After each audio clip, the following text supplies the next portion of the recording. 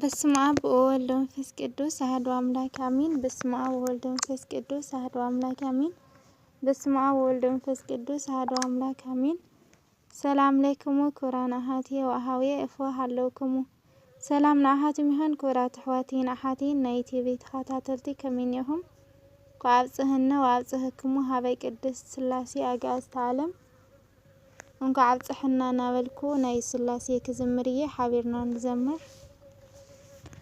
ናይ ሥላሴ መንበር ቅዱሳን ከቢቦም ኪሩቤል በደመና ንዝፋኑ ሒዞም ንድንግል ማእኸል ንሚካኤል ቅድሚት አእላፍ መላእክት ክሰግዱ ብፍርሃት ንዕረአይዎ ናይቲ ሰማይ ድምቀት ንዕረአይዎ ኣቦ ናይ ሰማያት። ናይ ሥላሴ መንበር ቅዱሳን ከቢቦም ኪሩቤል ብደመና ንዝፋኑ ሒዞም ንድንግል ማእኸል ንሚካኤል ቅድሚት አእላፍ መላእክት ክሰግዱ ብፍርሃት ንዕረአይዎ ናይቲ ሰማይ ድምቀት ንዕረአይዎ ኣቦ ናይ ሰማያት።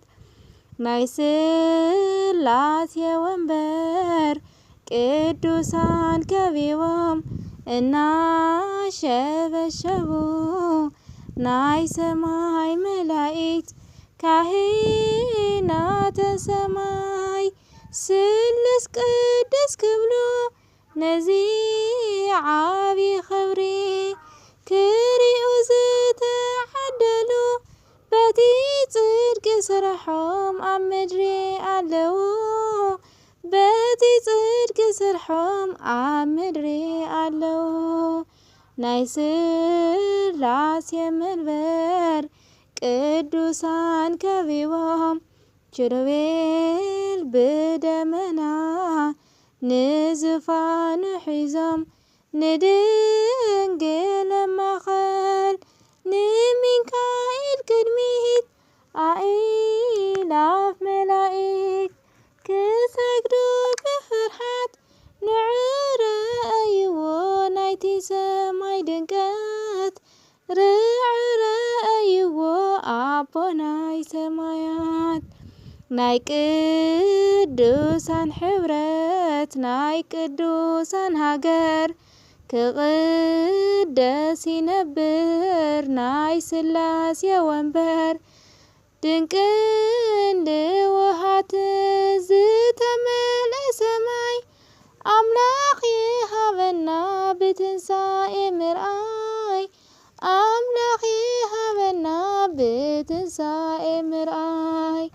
ናይ ሥላሴ መንበር ቅዱሳን ከቢቦም ኪሩቤል ብደመና ንዝፋኑ ሒዞም ንድንግል ማእኸል ንሚካኤል ቅድሚት አእላፍ መላእክት ክሰግዱ ብፍርሃት ንዕረአይዎ ናይቲ ሰማይ ድምቀት። ናይ ሥላሴ መንበር ቅዱሳን ከቢቦም ኪሩቤል ብደመና ንዝፋኑ ሒዞም ንድንግል ማእኸል ንሚካኤል ቅድሚት አእላፍ መላእክት ክሰግዱ ብፍርሃት ንዕረአይዎ ናይቲ ሰማይ ድምቀት ንዕረአይዎ ኣቦ ናይ ሰማያት። አሚን አሚን። ናይ ቅድስት ሥላሴ ኣጋእዝተ ዓለም ምሕረት ርህራሄ ቸርነት ኣይፈለየና። ወስብሐት ለእግዚአብሔር ወለወላዲቱ ድንግል ወለመስቀሉ ክቡር አሜን።